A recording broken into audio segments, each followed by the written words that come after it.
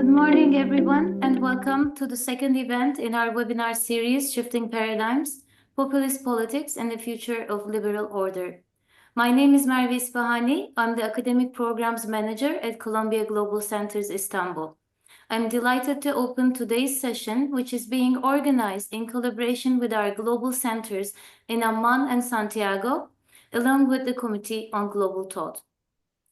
For those of you joining us for the first time, Columbia Global is a pioneering initiative that brings together major entities across the university, including our 11 global centers and the Committee on Global Thought, to address humanity's most complex challenges. Our mission is to connect rigorous scholarship with the pressing realities of the world today. The global centers function as hubs for intellectual exchange, bridging regions, disciplines, and communities.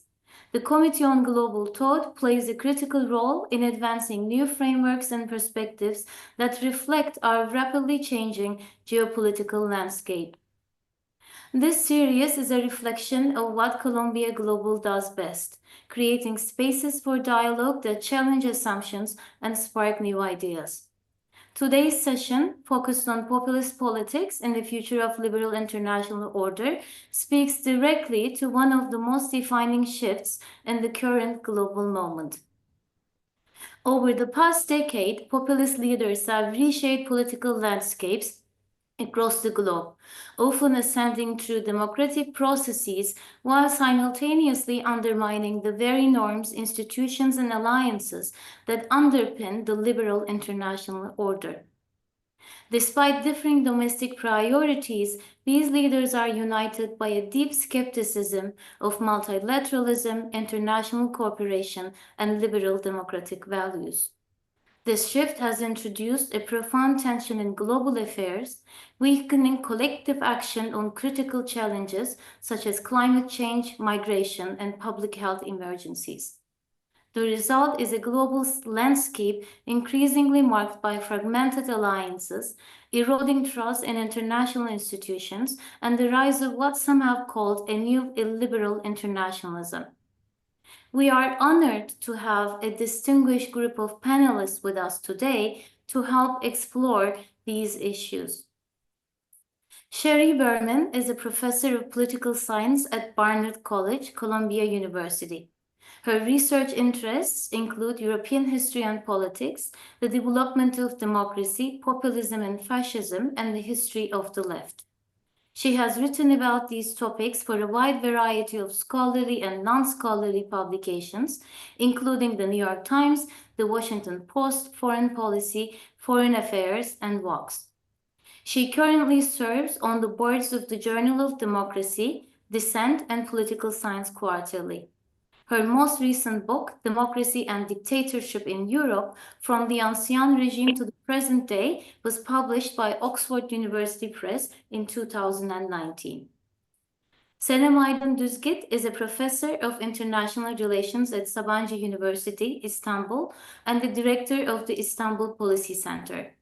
She is also a Pierre Keller Visiting Professor of Public Policy, Harvard Kennedy School, and a non-resident fellow at the Institute for European Policymaking at Bocconi University. In 2023-24, she was based at the Robert Bosch Academy in Berlin. She holds a PhD from Vrije University, Brussels, and a MSc from the London School of Economics and Political Science, and a BA from Boğaziçi University. Her main research interests include identity, history, and discourse in the study of international politics, with an empirical focus on European and Turkish foreign policies, and more recently, the nexus between domestic and foreign policies of middle powers in the changing international order. Fernando Alvarado is a partner and geopolitical and political risk consultant in Windward Observer Consulting, an adjunct professor at the Faculty of Economics at Pontificia University Católica de Valparaíso, and an adjunct professor at University Adolfo Ibáñez School of Liberal Arts. Additionally, he held the Fulbright Chair at the Kellogg Institute, University of Notre Dame, Previously, he served as the Director of International Relations at Pontificia Universidad Católica de Chile and other institutions. Fernando holds a master's degree from Heidelberg University and a PhD from Free University Berlin. And with that, it's my pleasure to hand the floor over to our moderator, Adam Tooze, Catherine and Shelby Cullum Davis Professor of History and Chair of the Committee on Global Thought. Thank you very much.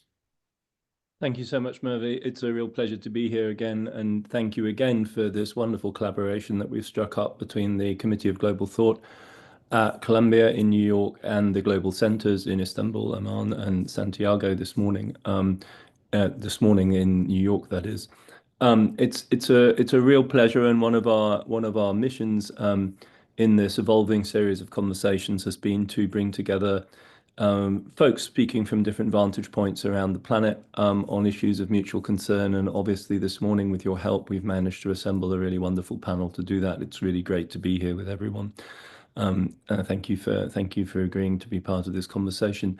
I mean, when I think about this issue, one of the things I often get stuck with, and I have to admit I go back and forth on this year by year as the issue of populism has come to the center and again over the last more than 10 years now, is how far that we see it as I'm going to scarecrow this a little bit just for purposes of debate.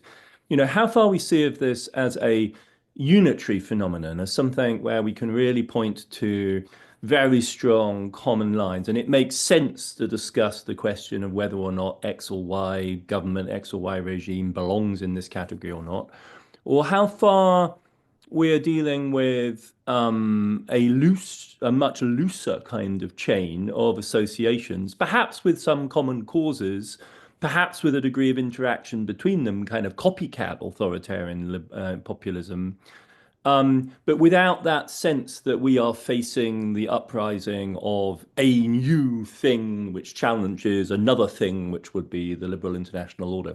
So that is perhaps, I thought, and from our prior discussions, it seemed to me that this would be an obvious place to begin our conversation this morning. What are we actually dealing with? And Senem, I know that you've given a great deal of thought to this. You obviously speak from a particular vantage point with a particular angle out on the world. I'd love to hear how you see this as what your. No one has to commit here, and these are heuristic questions. In other words, another way of reframing this is how useful might it be to think about this as a unitary phenomenon or as something more amorphous. Thank you so much, Adam, and thank you so much for having me in today's webinar. Well, I do agree with your point that I don't think we're looking at a kind of a unified, coherent set of movements, but perhaps something a bit more amorphous, something a bit more loose that we see across the world, however. So it does not just pertain to one region or another, but we see it as a global phenomenon. And again, in relation to that, I don't think that we can identify a single factor that explains the rise of these movements. So, it can be down to the economy, culture, demographic factors, fragile institutions, etc. So I think we'd have to look at individual cases to see which factors, figure most than others in certain particular cases that we're looking at. Now, I think having said that, there are certain commonalities that we are seeing, that we are observing across a number of cases. One, of course, that often we see the rise of movements, mostly as we refer to them as populist authoritarian leaders or parties, that present themselves as the true democrats, those that define the true interests of the people rather than the so-called elites or the elites of a previous regime, which they think or they deem rather illegitimate for various number of reasons. And they're tapping into certain existing popular resentments in those countries, whichever country you're looking at. Again, those resentments might be cultural based, they might be economic based, etc. There might be different reasons there, but there is often a certain sense of popular resentment which these movements seem to be tapping into. Of course, another commonality perhaps that we're looking at is institutional capture. In many populist authoritarian movements, we see often gradual, perhaps in the US case, this is less gradual than many other cases, but in many cases, we see a more gradual movement towards institutional capture, where these movements try to capture certain parts of the state apparatus, be it the judiciary, independent institutions, and also the media. And I think the media landscape is particularly important if you look at cases like, for instance, Hungary or India or Turkey, where you see competitive authoritarian or populist authoritarian leaders who have been in power for quite a long time now manage to control much of the media landscape and, through that landscape, communicate a certain version of facts or developments to the general public, which we see is extremely important and influential in constricting the democratic space. And of course, another and a final, perhaps, or no, two points that I'd like to make before I close this round, but ethno-nationalism. In many of these countries, we see also a politics of hate that's been driven by these populist authoritarians, a certain politics of stigmatization, if you like to call it. And also, and this is going to be my final point, we're also looking at the presence of an international context, which is in fact enabling this turn towards populist authoritarianism.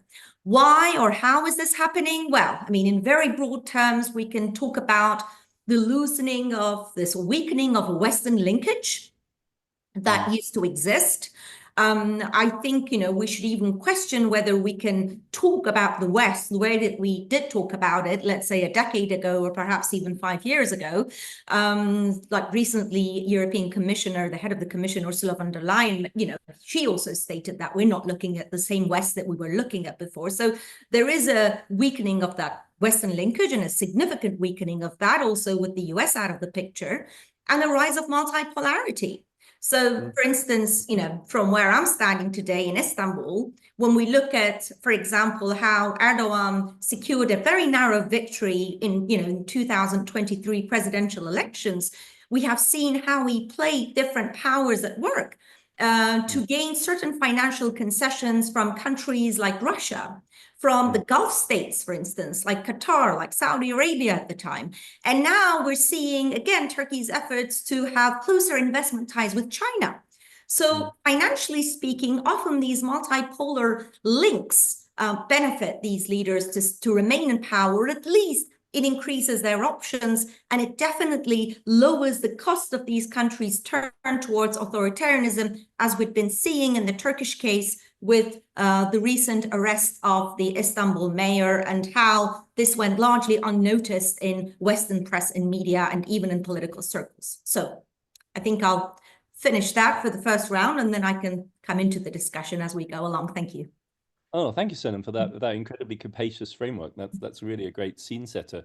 Cherie, Fernando, do you want to come in on this opening round? Cherie, excellent. Okay, I'll be happy to start, and also thanks again for inviting me to this conversation. So I would say, your question is a good one, but it's hard to answer in a sort of definitive way. I would say on some level, on the broadest level, there obviously are global trends here, right? So if we were to take sort of decades as time frames, obviously, we can see that there are very noticeable global trends, right? So in 2010, for instance, 15 years ago, we were at the height of sort of the number of democracies that existed in the world, right? So that obviously started in the late 20th century, and it continued up until about 2010 or 2011, when we just kept seeing, sort of increasing numbers of countries shifting from some kind of authoritarianism to some kind of democracy. In the last 10 or 15 years, things have gone in the opposite direction, right? We've seen countries that we would have broadly characterized as democracy sort of sliding away from that more clear-cut democratic category, and also at the same time, fewer countries making new transitions. So on some level, clearly we are now in a period where very few people think this is kind of, a sort of global forward democratic moment, right? But so whether underneath those broad trends, right, democracy versus autocracy, we can see some patterns, I think that is somewhat less clear. So from a historical perspective, I'm a historically minded political scientist. I would say that the idea that there would be backsliding after a giant democratic wave is not surprising. So if we look back at earlier periods in history, whatever, 1848, after the First World War, after the Second World War, those were periods when we saw lots of countries making transitions to democracy. They were all followed by very, very strong undertows. That is to say, many of those new democracies proved to be weak, slid back into autocracy, yada, yada. So the fact that we are now 15 years after the height of the number of democracies in the world system, that we are now in this kind of undertow, this backward sort of trajectory, that is not historically surprising. And it's not just a question of history repeating itself just because it does. There's a lot of causal reasons for that, right? Political scientists would say, many countries that make transitions don't have, whatever, the prerequisites or the necessary conditions to make democracy work. And so we would expect that a lot of these democratic experiments would not just be weak, but fail. So yes, but not perhaps historically surprising. Now, that said, I'm not suggesting that we should have foreseen all of the things that are happening today. That's obviously ridiculous. There are many things that are indeed surprising and historically anomalous. I would say the most obvious of which is what's going on in the country Adam and Iron, which is in the United States, where really a democracy that we had taken for granted for many, many, many, many generations now clearly is undergoing its severest test in a very, very long time. So there are anomalous trends, and there also are differences, I would say, among the broad category of regimes that we would put in the democratic or the authoritarian category.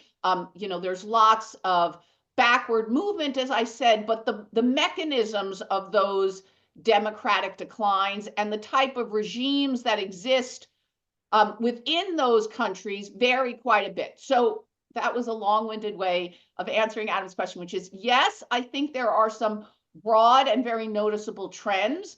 I think once we get below that kind of macro level of analysis, things get more complicated. And it's worth thinking, I would say in particular, about both how backsliding has occurred in different parts of the globe and the nature of the regimes that now exist in these places. I would not characterize, despite the tendency, I think, of many smart analysts to, for instance, throw around terms like fascism to describe what currently exists in the United States. I say that only because, having spent a lot of time thinking about the interwar period, I don't like using terms loosely. That said, I think it's very important for us to think within these categories about what's going on and to differentiate, if only because it will tell us something about what the options for dealing with the current situation are.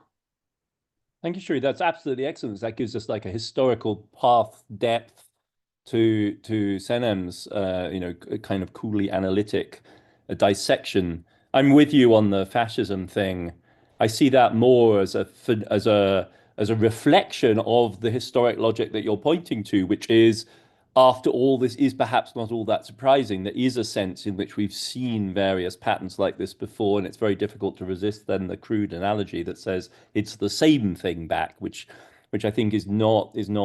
We could talk about that more maybe in a minute. Fernando, I'd love to get your take. In our pre-discussion, you were saying that you were tempted by the idea, at least, that Latin America sees a particular ecosystem at work, a particular logic of populism. I'd be fascinated to hear more about that.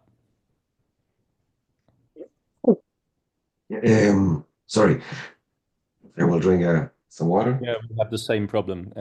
It must be. I have a cold. Hemispheric. Oh, look, there's Sherry on her hot drink as well. It's clearly a hemispheric thing that we're suffering here. Well, I want to thank you very much for the invitation. And I think the question that we have discussed with some colleagues and for the last weeks and maybe months is the first one is in Latin America.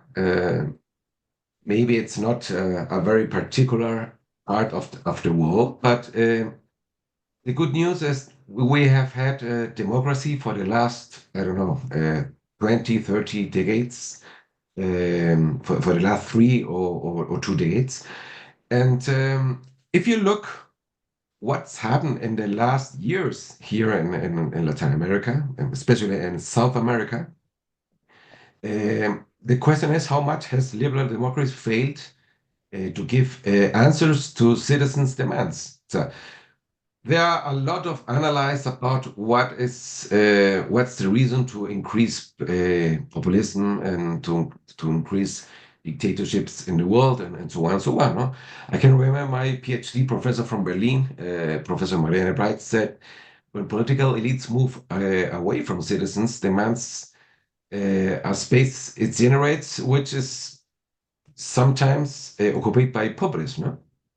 If we look, for example, Trump's inauguration speech in January in 2017, he said that every 4 years the ceremony has a very special meaning because there's not only a transfer from one government to the other, from Obama to Trump at this time, but also is a transfer from the power from Washington DC and given back to the people. No? That's one of the most significant concept that some populism are mentioned in the world. Milei, for example, the president from Argentina, they talk about la casta política, no? The political caste, and they are all corrupt. So we have to eliminate all this casta, and Bolsonaro has the enemies from Bolsonaro are the political elites, no? And so on and so on. So if you look the context in Latin America, it's not very different if you look, for example, in Europe. But there are some specific strategies there you can find. There look different. For example, a lot of people they said Trump and Milei they have the same strategy. So the populism, for example, in the States at this moment or in Argentina, are the same. I think Milei it's different from Trump because he despises the states. He tried to eliminate the states and try to reduce states to a minimum expression. No, and Trump occupied the states, occupies the rise of tariff as a geopolitical weapon. So if you look in some studies here in Chile, we have increasing from populism in Chile. And a lot of new candidates and new leaderships, they are moving to discuss the same objective and the same strategy like Milei, like Bukele, and some others populist candidates in Latin America. And some 63% of response agrees to strongly agreed that the political difference between the elites and the citizens are greater than the difference between citizens. No, and a lot of them they agree to eliminate some citizens' rights and have more security and more authorities, and to reduce or to weaken the liberal democracy. So I think it's a global issue. It's a global topic, but in Latin America we began to have more and more populism, left populism, but also right populisms, and I think we will move also in Chile. We don't have a great history about populism in Chile, but we will maybe in the next year move also to have a stronger populist movement in our country.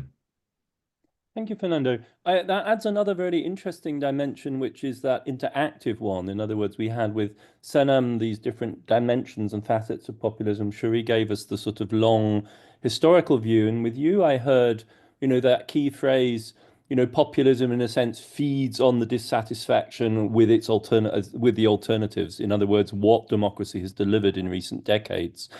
And when left-wingers, liberal progressives, tend to think about why it is that democracy has not delivered, the standard answer is neoliberalism. The standard answer is some combination of the willful adoption of an ideology and actual constraints that come from the liberally architected international financial system based above all on the free movement of capital.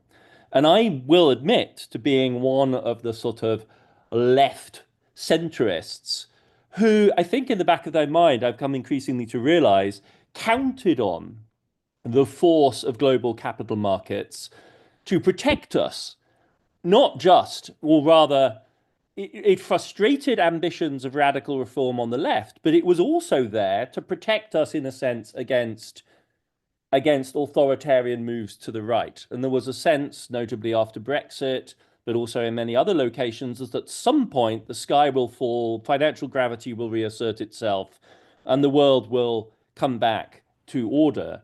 And moving from the first part of our discussion to the second part of our discussion, which is populism and the liberal international order, my starting kind of puzzlement here is, why do these constraints not operate more powerfully? Is this some strange moment of the autonomy of the political, in which an Erdogan, for instance, can walk the fine line of the global financial market episode after episode after episode, and the big crash never happens? Brexit, which really should have been like, a shot to the brain of the British economy, will produce long-run debility, but didn't produce a mega crisis. In the United States right now, we're asking ourselves this same question.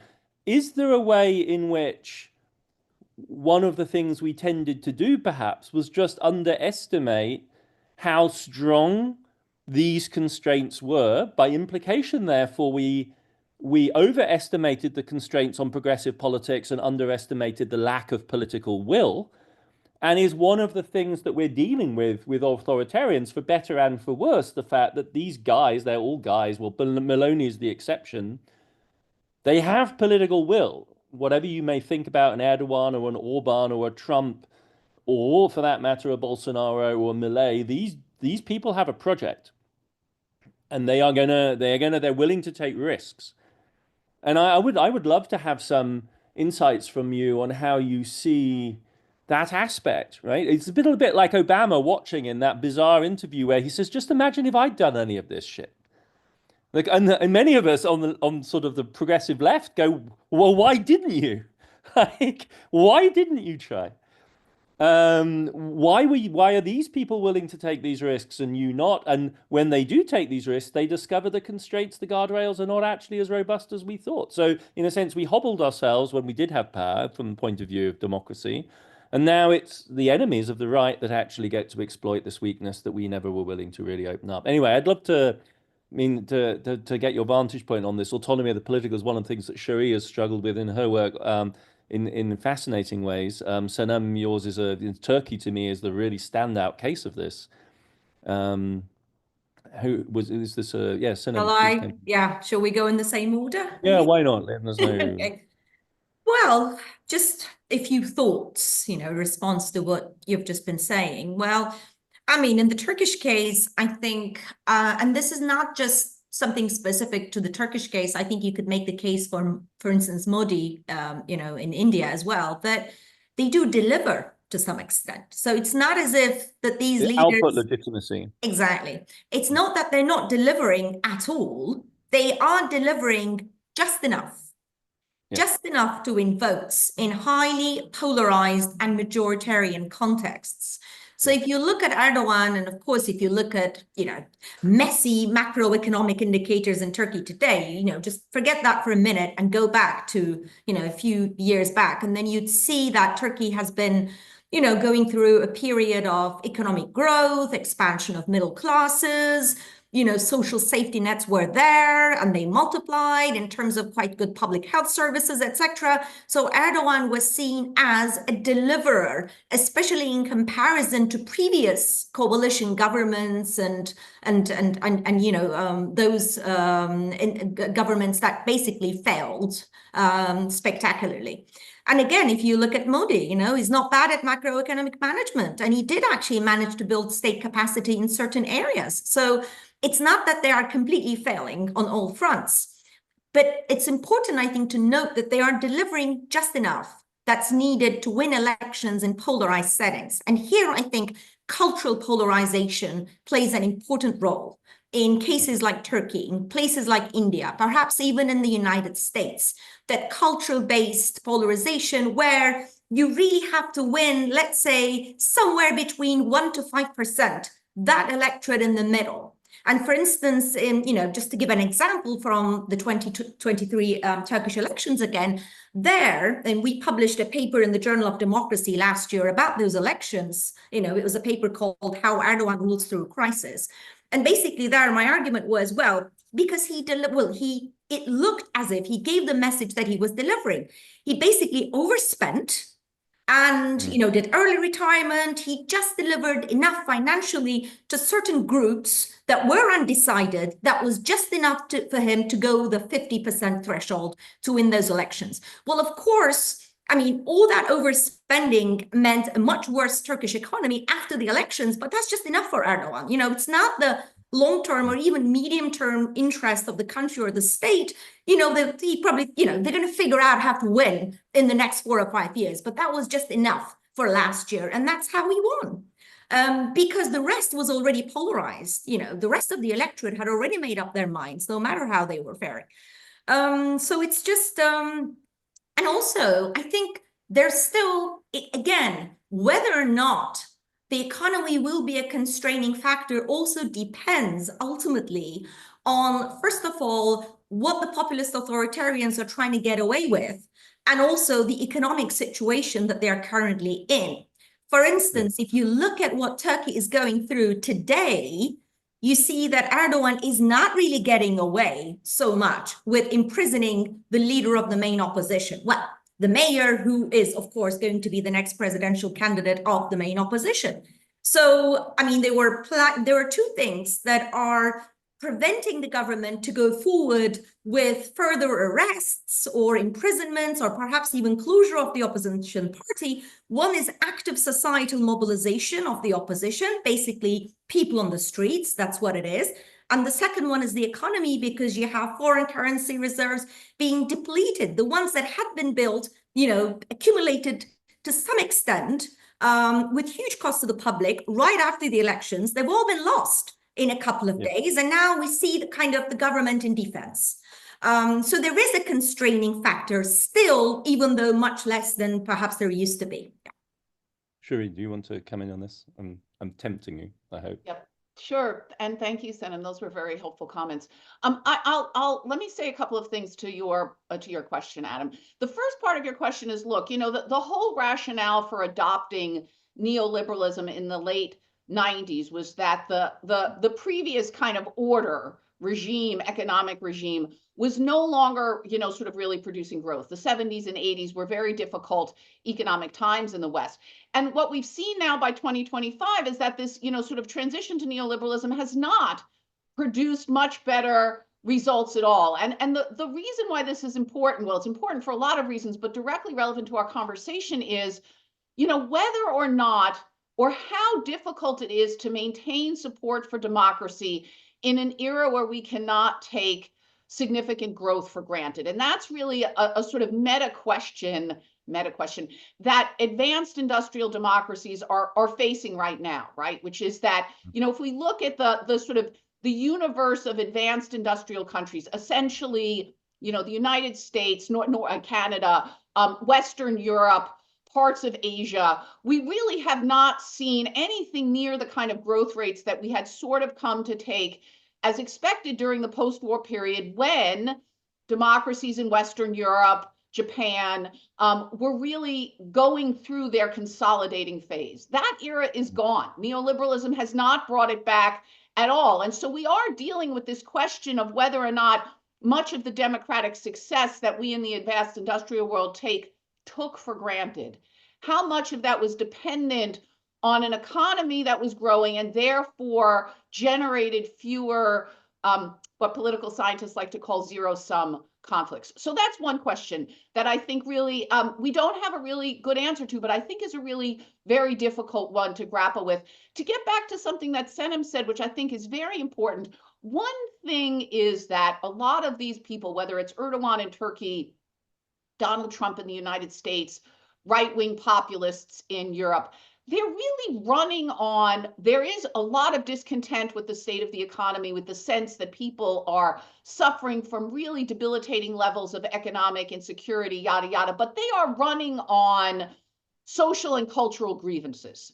And so this insulates them to some degree, I would say not entirely, but to some degree from some of the economic things that you were mentioning, Adam, right? Which is that their voters are voting for them primarily on the basis of these kind of social and cultural grievances. And then another thing that Senem said is once you get these kinds of levels of polarization we see in places like the United States, Turkey, levels of polarization that are growing in Europe, is people really become insulated from not just information that is discordant with their political preferences, but they actually just interpret the world around them in very different ways. We can see this very clearly in the United States, Adam, where people just are the information that is out there is just being seen in entirely different ways by folks who are strong Democratic partisans versus Republican partisans. I'm sure that is very similar in places like Turkey and other highly polarized places. So this gives populists some insulation from these kinds of economic downturns. I would say, however, right, and I will defer definitely to Senem on the Turkish case, but from what I know about other cases, long-term economic problems do matter. They do matter. You can only fudge reality and distract people towards their social and cultural grievances for so long. If economic conditions do not improve or worsen, people will see that. And then the question becomes for populists, do you react to that by using further oppression? In other words, to stop the opposition from capitalizing on that, right? Something that we see that in Turkey, we've seen that in Hungary and other places. Or do you allow elections to go forward and allow people to express that discontent? So I think, with regards to economic questions, they can be, I think, by populists deferred for longer than they can be by small d Democrats. But over time, economic discontent will erode, I think, support for or legitimacy of any regime. But it's unclear, I think, exactly how that will play out. It depends, again, on how much repression exists or incumbent leaders are willing to use to sort of blunt the impact of that.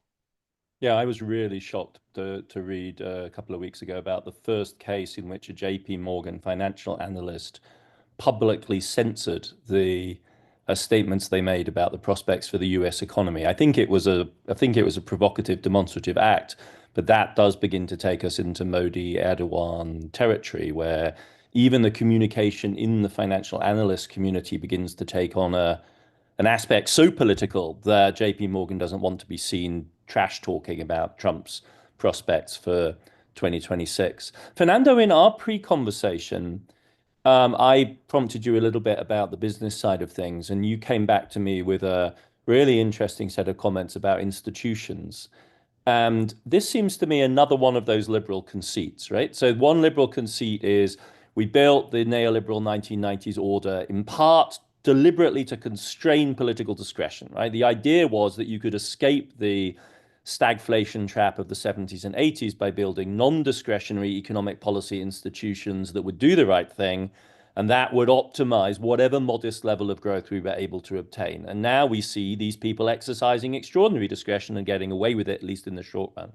I think another profound centrist liberal belief, conceit, idea is that big, modern, sophisticated societies need deep, complex institutional structures. You can see it in Max Weber, you can see it in the liberal tradition going all the way back to the 18th century, to the constitutional tradition.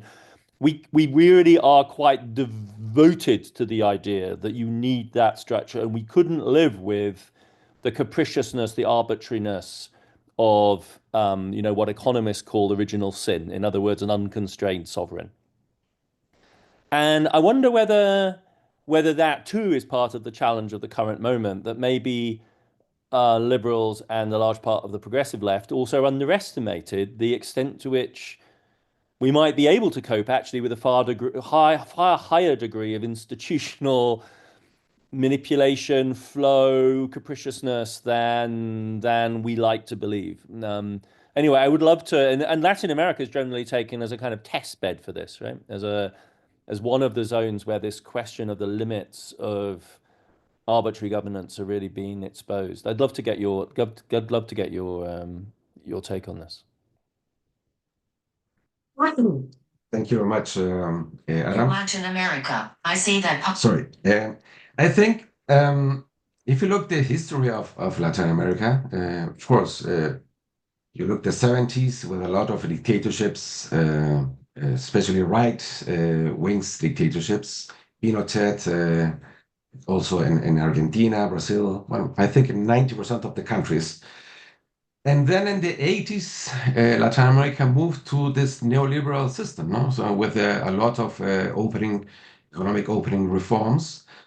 And the maybe 80–90% of the countries, they maintain the same economic strategy in this time. No?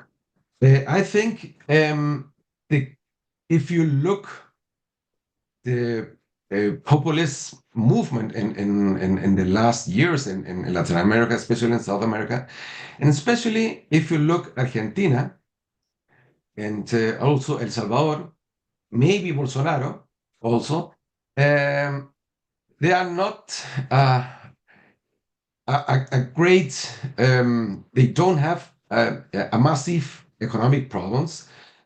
It looked like they are beginning to move to improve the economy in this country, but of course with some institutional problems. So the big first question here is to have better economy in South America. Do you have to elect populist candidates? Is this the first message that we will have in this world with massive problems with this trade war from the states? And the second one is if you look the problems with the international alliance in the context in Latin America, the impact of populist government is less significant. And the reason is because the member of this regional agreements, the institutional framework is also weak or has massive problems. No? So if you look, for example, some economic alliance or trades like Mercosur, like the Pacific Alliance and others, have not generated major opposition so far from this populist presidents, like, for example, Milei, because the impact and the influence in the regional economy of these agreements, it's not so massive like the European Union or some other agreements, regional agreements in the world. Maybe for Lula is Mercosur and especially Mercosur since they reach an agreement with the European Union very important. But in my opinion, the message that we began to receive here in Chile and also especially in Argentina, maybe in Peru and for the next years, also Colombia, is that the populism can be a very good strategy to improve economy, to increase economy, and have some better quality of life for the normal citizens. Yeah, so a real inversion of the standard centrist assumptions. I mean, in the brief for this panel, the emphasis is really on international order and international structures. And I wonder whether any of you see a particularly distinctive, I mean, Fernando, you already, in fact, very helpfully started talking about the role that arrangements like Mercosur do or do not play for populists in Latin America. Do you see a distinctive style, Shari Sinem, of this loosely, configured group in relation to international order, as opposed to liberalism in general, that specific issue, that specific domain? Okay, well, I mean, good question. But then the answer is not so easy because I think some of them have a different outlook on the order than the others. But if I'd have to generalize, if we have to sort of, We're in the business of generalizing, yeah. Generalizing or kind of broad brushing a little bit, maybe one could make the argument that they're generally in favor of multipolarity or the rise of multipolarity and having basically more options than before. So multipolarity works in their favor. And what you see in the discourse of many of these leaders, foreign policies, is a focus on the need for autonomy, strategic autonomy. Yeah. Now, of course, you can treat strategic autonomy as a kind of a floating signifier because, the European Union talks about strategic autonomy as well, but in a very different sense of the term than when Erdogan talks about it or when Modi talks about it or when, by the way, Orban also talks about strategic autonomy, although it's hard to see what he means by that in particular, but still. But I think what we see in these powers discourses on strategic autonomy is basically an autonomy from the West, and a search for autonomy with a view to attain regime security. So in a way, their outlook on international order is conditioned by what they see as fundamental moves to sustain regime security. And of course, the constitutive pillars of that regime security differ from one context to another. For instance, in the Turkish case, you can, the Kurdish issue is one of those, right? Or a bit, Turkey's state capitalism and how Erdogan feels the need to expand beyond Turkey's borders, to Iraq and Syria, etc., to satisfy its economy and the model that basically he created that also helps to, keep the ruling coalition intact and in power. So again, but I think that's how we should approach the analysis of their outlook on international order. So that is why it's difficult to talk about one singular outlook. But of course, again, that's also the case for how they view international law, for instance, right? I mean, I think it would be too much of a kind of a generalization, too broad brush to say that they're generally against, international law or legal order. Well, if you look at how Erdogan votes, for instance, or how Turkey votes in the UN in the United Nations, you would see that it's actually very much aligned with international law and issues like Israel, Palestine, Russia, Ukraine, etc. So again, one would have to be have a bit of a differentiated outlook on how these powers perceive certain parts of international law in order to their benefits and use them as such. And one final thing, perhaps, if I have one more minute, not perhaps, as a direct response to what you just raised, but also something that Shari mentioned, and I think it's very, very important, that basically Shari is right. I mean, they can't govern economically well enough for too long. But having said that, it's also a matter of time. So it's all about how much institutional capture would have happened to that point, right? How much media capture, how much co-optation, how much repressive power have they managed to accumulate up until that point, up until they reach that point that Shari has alluded to? Because once they do reach a certain critical limit, then of course the question in the public's mind is, well, things are going wrong, but where does the responsibility lie at the end of the day, right? I mean, look at Orban, again, Hungary. Maybe he was going to win the elections anyway, but one thing that really boosted his popularity was the Russia-Ukraine war. Again, something has to do that relates to international order, so your question again, and the rise of multipolarity, which also gives rise to these regional conflicts here and there. But then sometimes these regional conflicts, like the war, works in favor of these movements, right? So he managed to silence all the other critics and said, well, look, we're not in a great state right now, but then I will deliver you cheaper energy. You'll be much better off with me than with the opposition, right? So it's all a relative appraisal of also how credible the opposition is. And once you control the information landscape, then you have a much stronger sort of space to make that argument. Thank you, Sinem. Cherie, do you have a thoughts on this issue of international order from the point of view of these regimes, these administrations? Well, yes. I mean, although maybe it's slightly different since I come at it, I think from a sort of more of a domestic oriented perspective.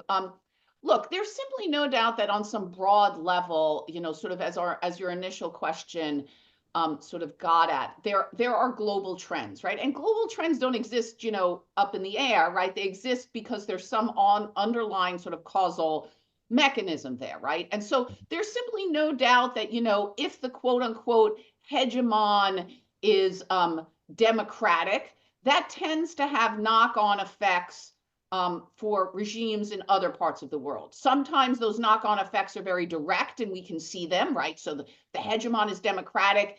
It will support other democratic regimes, both rhetorically and materially.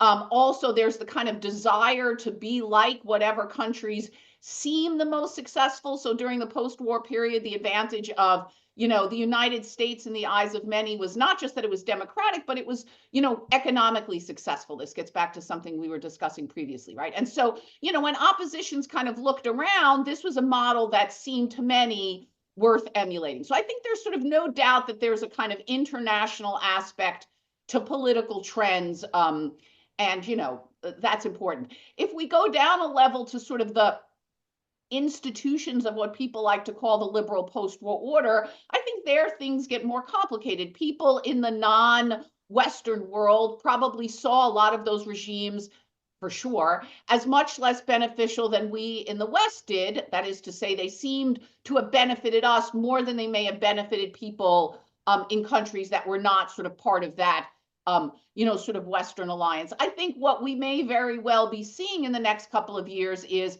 however disadvantaged people in those parts of the world may have felt by the liberal post-war order, once it begins to disintegrate, which is the phase we are in now, whether or not that multipolar, as Senem pointed out, multipolar world will turn out to be more beneficial over the long run, I think I'm unsure of. It certainly will give countries in that non-Western camp more autonomy, which is what Senem said. But whether over the long term we will get a world that is more peaceful and economically successful than the one that we had under the previous order, that I think is an open question. I think we are going to be finding out more about that in the years to come. Thank you. I mean, it's tempting to say, isn't it, that that one of the institutions which perhaps synthesizes the ambition both for autonomy and some degree of international coordination is a body like the G20 or something like that, which was widely decried when the Bush administration in 2008 promoted it to an intergovernmental heads of state, heads of government forum, precisely because it was doing an end run very self-consciously around institutions like the UN General Assembly that Senem invoked, right? Because the idea was you bring the significant players into the room, and if the aim of an Erdogan is to be autonomous, it's also to be a significant player. And so the G20 club perfectly, I think, encapsulates that, but it's only a very partial mechanism. I very much like your emphasis on incompleteness. I think it's a very interesting way about thinking about this entire moment. I mean, we're going to wrap at 10:45, and we've had almost an hour of discussion about this trend and its impact and its implications. When we pre-briefed on this, Cherie, you right from the outset said, what I would really like to talk about is how we even begin to think about, I think that's probably the fairest way of putting it, right? Ways of opposing, ways of rolling back, potential answers to this kind of politics. And this would seem maybe the moment in the last 20 minutes to pivot towards that angle. We have one question in the Q&A, which I would encourage our listeners to go to about social media, which I think is often seen as both an accelerant, but potentially also a space in which opposition can be mounted. Not for nothing, these regimes like to turn the internet off. But Cherie, how do you see? Well, give us your thoughts. Give us your first thoughts. You said you've been thinking about it for months. I want to hear what you've come up with, because we need to know. Right. Well, I wish I really had a great answer to this, Adam, because then I would be You didn't promise me that. I'm sure. I would be, sort of in a very good position. Look, I would say that, these kinds of questions, like what do you do when you're facing a situation where you are confronting attacks on democratic norms and institutions, but haven't reached the point, as sort of Senem and Fernando have pointed out, where the cost of opposition becomes very high, right? A regime already has significant control not only of the levers of repression, but over other kinds of areas of opposition, whether it's the media or civil society, right? Then you're shifting to a different type of strategy, right? Look, I mean, insofar as we know anything, and this is common sense, but it's worth pointing out, is it's very difficult to push back against would-be autocrats if your opposition is strongly divided. Now, again, I think that's a trivial point on some level, but I think it's a crucial place to begin. And I think, again, if we're looking at the United States, just because I'm here, although I study other parts of the world, it's just very present on my mind.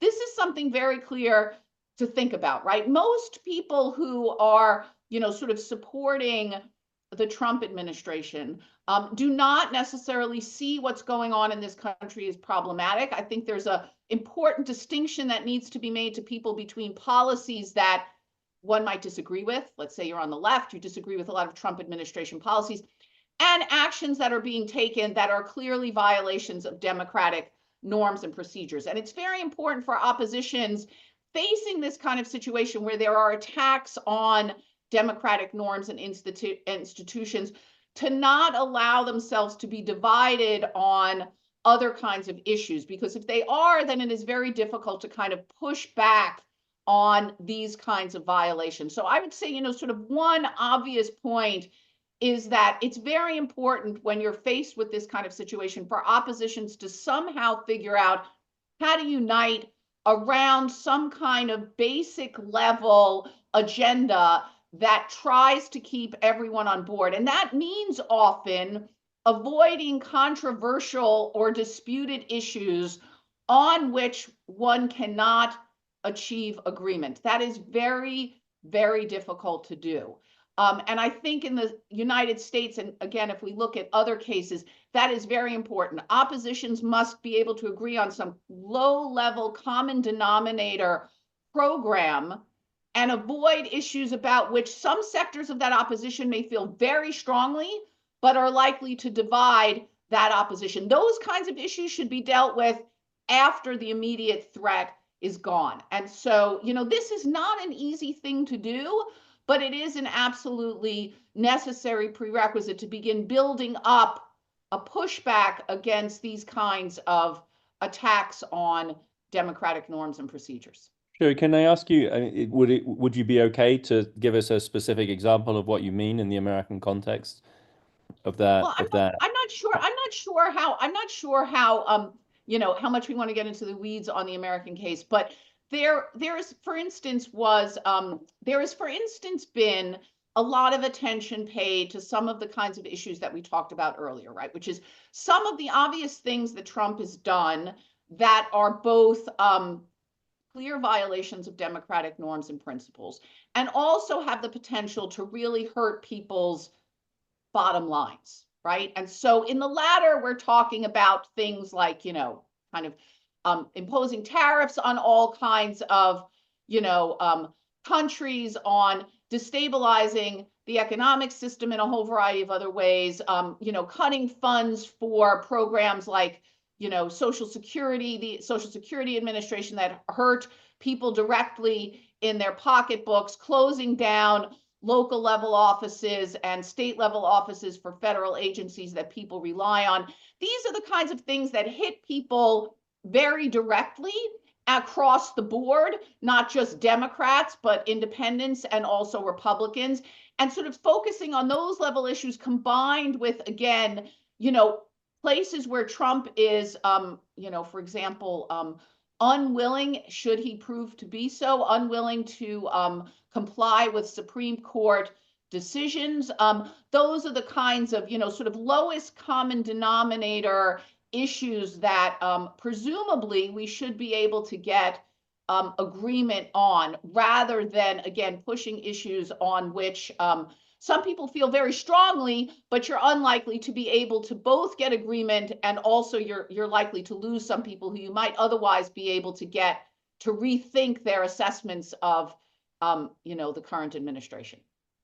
I mean, to come back to the theme of international order that we have in our panel headline, listening to you, Shri, I totally get where you're coming from. There was amazing New York Times maps of federal employees across the United States just a couple of days ago, which brought home some of the potential payoff from focusing on the bread and butter issues you're talking about. But I guess I'm kind of curious about how our panels see the role of international appeals, international structures, international powers, or perhaps also domestic. I think of like the Euromaidan, like forever associated with Europe. It's probably the most radical pro-European movement there's ever conceivably been. I think people paid with their lives for flying a blue and gold flag. I mean, is there, back to you, Shari, is there any conceivable way in which the humiliation of the US finding itself or being driven into the spot that it's being driven could actually act as a kind of glue of an opposition, which we just don't want to be this country?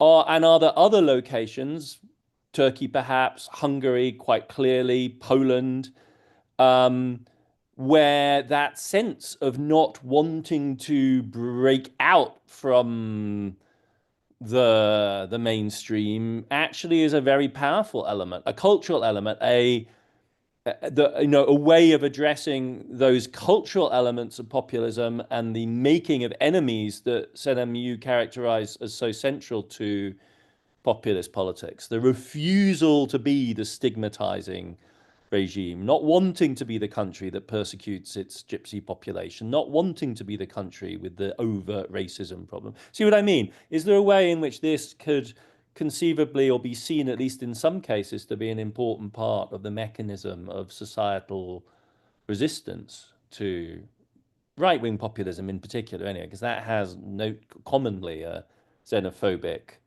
nationalist dimension?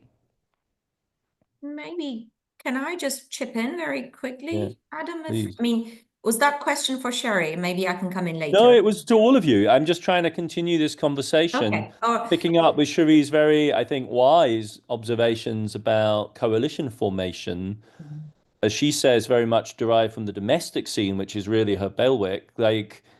So how might we see this playing back at the international level, which is our theme this morning? Well, I think when we're looking at, what these movements are attacking or who they're attacking, we see a very similar picture across the board, women's rights, gender issues, the fundamental freedoms, freedom of speech, and this and that, how they're subverting certain values and freedoms. So this is very similar, and they're learning from each other. So it would perhaps be too far-fetched to say that they're actually coordinating with one another at an international level on the basis of this sort of value project. But there's definitely a learning process that's going on. I mean, for instance, in Turkey, we have this sort of all anti-gender discourse now, which is very similar to the one in Europe and the West, even though societally, we don't have that. So there is, at a sort of general societal level. So it's very much, you can see that the elite is just looking at different examples and to see which one would work, for further polarizing and dividing the public. So they are learning, and there is a learning process. And so if that is going on, then we can actually think that, if there's one silver lining to this, is that, none of us are safe anywhere, right? So the struggle against these movements perhaps also have to take on a more transnational nature. So as nobody is immune to this, And on top of that, I think we also need to look at below the state to the sub-state level. So perhaps there should be more transnational collaboration between local governments, not just between, societal organizations or CSOs, etc., but also from local government. Because in many cases, like in Turkey or perhaps in more federal systems like US, etc., you have certain locus or places of resistance at the local level, more powerful than other countries, depending on whether they're federal states or not. But still, so I think there is some scope for that. But the issue to think about is how to make it work, how to institutionalize it, how to formalize it, because the need is there, and I think there's huge potential there as well for more transnational engagement, because there is a learning process also in opposition. And if you look at, for instance, Turkish opposition on the streets, some of the slogans or chants or, sort of comical figures, etc., that you see, that now we see in the protests in Serbia as well, right? Yeah. So there is kind of contagious process there that's going on, perhaps that should be thought of in a more kind of coherent way. I mean, Fernando, once upon a time, Latin America would have been seen as one of the absolutely central battlefields of an international politics of the left and the right. Chile was the battleground in many respects in the 1970s. I saw that you have a German trajectory in your education. One of my first political memories is of, in fact, encountering Chilean refugees in Heidelberg in 74, who I think were brought there by the Friedrich Ebert Stiftung. So they're very centrist German parties of the post-war era certainly saw it as their mission to think of democratization and anti-authoritarian politics as part of their solidaristic thinking. But that was also then still part of the Socialist International, right? It wasn't just the general humanitarian or rights-based discourse. It was the old internationalism of the 20th century. How do you see those sorts of forces working in Latin America today, and perhaps specifically in Chile? Is there a global dimension at this point to the struggles over the constitutional form, whether from the right or from the left or the center in Chile, or is that attenuated? Is that a thing of the past? If you look, we have had two projects to change the constitution in Chile, in the last 4 years. I think we have a worldwide record of trying to change our constitution, and we failed with the first one and also with the second one. The first one was a very left-looking constitution. The second one was a more right populism constitution. Both of these was rejected by the people. I think it's very important because Adam mentioned that what is the global context at this moment, because we talk about a new world order. And if you talk about a new world order, you have to move to this new world order and to left the old world order. And the first one is the context in Latin America is, we have a democracy for the last 2-3 decades. We move more and more to a new kind of populist governments. The third one is, in the year 2000, the most important trade partners for maybe 90% of the countries was the United States. 20 years at this moment, if you look the most important trade partner I think 59% of the and 95% of the countries is China. Sure. So the big question in Latin America is, when you talk about a new order or a traditional world order, I think in the last 20 years, Latin America moved to a kind of new world order because the United States are not so strong, close to Latin America. They began to forget Latin America in cooperation ways and commercial and trade ways. So And China is very, very important here in Latin America for the last, I don't know, 20 years, no? So it's for us, it's not a new kind of order because we have to export our commodities, especially to the Asian countries, especially to China. So I think Latin America began this kind of new world order maybe in the last 10 years, no? And part of this new context, political context in Latin America, it's maybe this populist governments with a high popularity like Bukele, like Milei. If you look the polls here in Chile, a lot of people, 65% of the people say we need a Bukele or we need a Milei. No, we don't need more liberal democracy. We need more a man with a motosierra. If you look, Milei with his discourse against the elites, the traditional elites, the casta. No, so I think maybe I'm wrong, but I think in Latin America we began a kind of new world order, maybe in the last 10 years, and China is a very, very important partner, but also a very important reason that we have this new kind of order. Thank you. Fernando, thank you for that. That's a really interesting shift in perspective, and maybe I'll wrap things up by giving Senem and Cherie the chance to maybe respond to the China point, because I think that's a very interesting one. I mean, Cherie, you said in one of your comments earlier on that sometimes things were simple. There's a democratic hegemon, and then things follow down from there, and that world has a certain logic.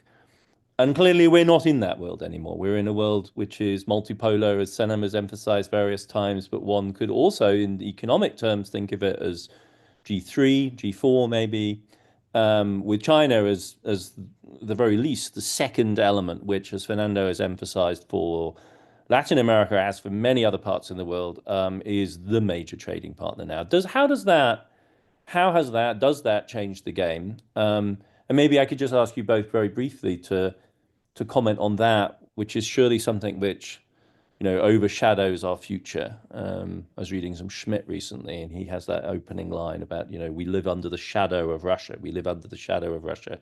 We surely in our moment live under the shadow of China, of Beijing. Well, Cherie, I mean, okay, Cherie, you go first. No, Go ahead.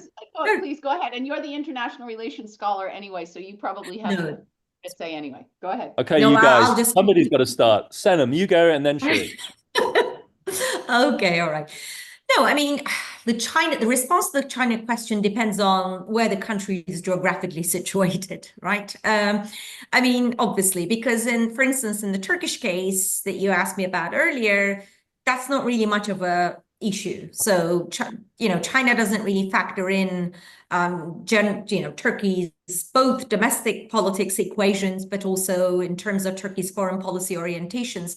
And there are some number of reasons for that. I mean, one is, of course, the fact that there has been a fear of China until recently. And now there is more interest to attract more Chinese money and investment, and as part of the strategy of regime security. But there, I think you have to keep in mind that even for China, there are certain conditions for investing. And one, of course, is that they would want to see their investments secured in place. And for instance, we have recent research which suggests that Chinese have been very reluctant to invest in Turkey precisely because they perceive Turkish authoritarianism as very volatile, and that they don't see that their investments will be protected enough. The fact that Turkey is no longer a democracy, is some kind of a competitive authoritarian regime, of course, is fine with them. But you see, the rule of violations are to the extent that they too themselves see too much of a risk. So, there is that kind of equation. So for these movements, it means that if you're going to play into China, again, you still have to make sure there's going to be some consistency and stability in the rule of law, at least in some areas, perhaps not in others. So That's how I would respond to the China question. So autonomy has its price. Exactly. And of course, there's also the issue of the trade deficit, right? I mean, if you have to look at the composition of trade that China has with these countries. And for instance, for a country like Turkey, there is a huge trade deficit with countries like China and Russia, where trade with Europe is much more balanced. So when Turkey talks about, expanding into far ahead territories, including China, that's not really working in Turkey's favor when you look at the current account deficit that the Turkish economy already suffers from. So that the discourse of strategic autonomy is, yes, a discourse, but it's very difficult to achieve in practice with the structure of the Turkish economy as it is. Yep. Cherie, do you want to come in on this? I will say that one of the most, and there have been so many, head-spinning moments of the last several months was to see the Chinese post, I'm sure, Adam, you're aware of this as well, snippets from Ronald Reagan praising, free speech and an open trade order in response to Donald Trump's tariffs. So I just throw that out there as I think the situation is extremely volatile. Look, I mean, China thus far has been relatively agnostic as far as regimes are concerned, as long as Senem said, they can expand their influence and expand their economic reach. Whether they have a vision for an entirely different type of world order, again, getting back to the sort of Reagan thing, other than one that allows them to be the superpower that they see themselves as being and are on their way to being, I don't have any special insight into that. I will say, though, that again, as we talked about before, we are clearly in this transition period where, the United States is actively helping to undermine an order that it helped set up after the Second World War. And many countries, especially, again, those outside of the West, are welcoming that because, again, it was an order set up and benefited, the West and perhaps much less so other parts of the world. Whether the Chinese want to replace that with something entirely different or just expand their reach, their influence in institutions that already exist, this I don't know, but we are about to find out, and we're about to find out how much better that turns out to be than one that is dominated, or institutions, multilateral institutions, and a world order that is dominated by the United States as it was during much of the post-war period. I don't have an answer to that, but we are about to find out more about that, I guess. Thank you so much. I've often felt since we started using Zoom regularly during the epidemic 5 years ago, that on the one hand, these conversations are absolutely fantastic, but the only really bad thing about them is the end point, because it seems so, after such a thoughtful conversation with folks on this call here, it seems rather sad to just click a button, but that is what we have to do. Thank you all for contributing in the way that you have. Thank you to the Global Centres for pulling this together and for instigating this very idea of having this series of conversations, which have been really fascinating. And I look forward, I hope, to meeting folks in person in New York or elsewhere in months and years to come. Thank you all for being here, and wishing you all a very good day, and stay safe. Thank you so much. Bye-bye. Thank you, Rob. Bye.